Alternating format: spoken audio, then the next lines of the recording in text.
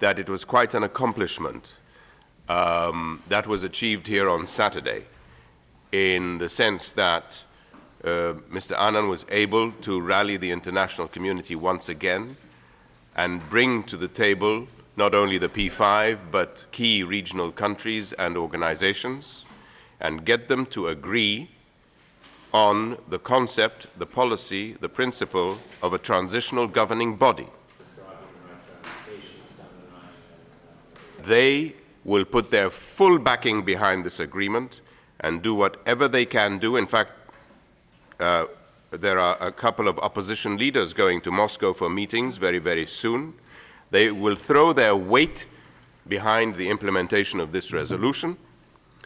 So don't underestimate the fact that there is agreement in principle on a political transition. There are other factors about Saturday. It's inciting and leading to violence, and the people It was a very finely crafted diplomatic document, and the solution of this crisis lies therein.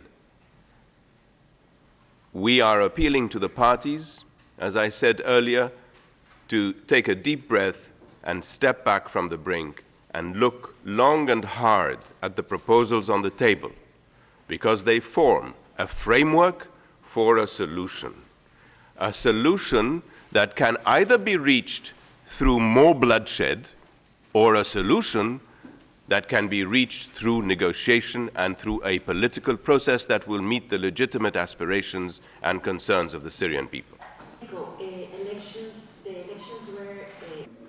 You will see that they have committed to apply joint and sustained pressure on the parties in Syria, both the government and the opposition, in its various forms. And as you know, there's a meeting concluding in Cairo today under the auspices of the League of Arab States. There's a meeting of the Friends of Syria in Paris. There are meetings in the various capitals. The Joint Special Envoy is working the phones and planning his next steps. They have also said they were opposed to any further militarization. So there are steps that countries with influence have committed to take and have started taking in terms of influencing the parties. Nobody said it was going to be easy.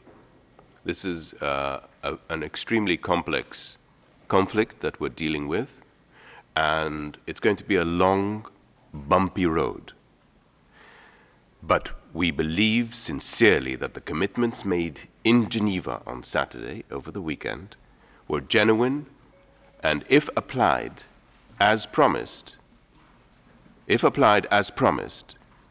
will have an effect on the dynamics on the ground. And don't forget that many forces have joined hands here on Saturday, not just a shift, and as I said, don't underestimate the degree of a shift that happened here on Saturday, especially in the Russian and Chinese positions, to accept the principle of a policy change.